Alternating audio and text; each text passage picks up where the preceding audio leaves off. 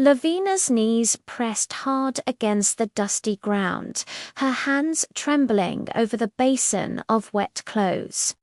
The soapy water dripped down her arms, but she didn't care. From deep inside her chest, a loud cry escaped her, broken and desperate. Her voice carried across the compound, over the fences, into the ears of neighbors who froze in silence. Chickens scattered, goats raised their heads, even the wind seemed to pause. "Papa, please don't do this to me." There she was, only 20, yet her eyes held the pain of 100 lifetimes. Since her mother's death, hunger had been her constant companion. Her father, once a kind man, had drowned himself in palm wine. And then came Mrs. Nathasia, the stepmother, who treated her like dirt, making her cook, sweep, farm, and still go to sleep on an empty stomach. But this moment was far worse than all the others combined.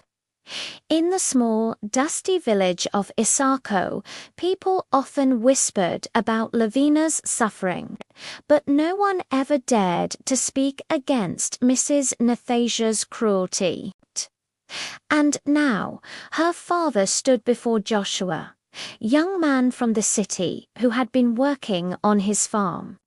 For 3 long months, Joshua had cleared bushes, tilled the soil, and planted yams under the scorching sun.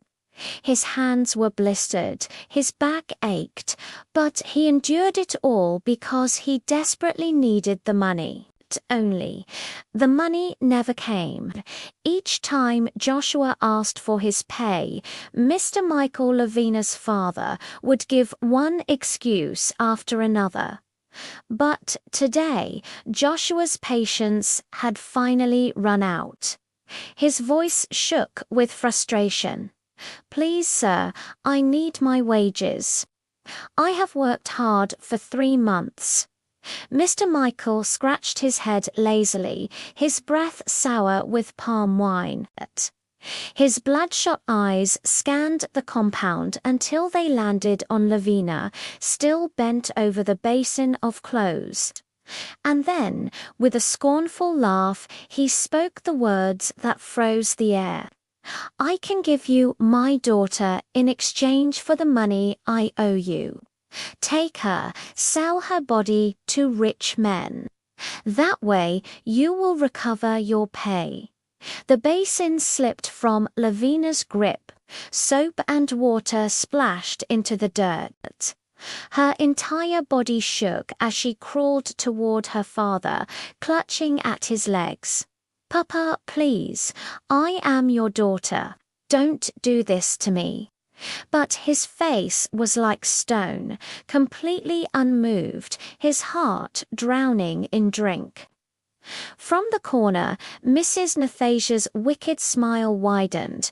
Her voice was sharp, full of venom. Good for her. One less mouth to feed.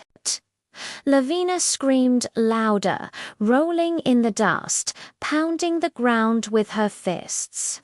Her cries tore through the compound, but the neighbors, though they pitied, her only whispered from behind their fences.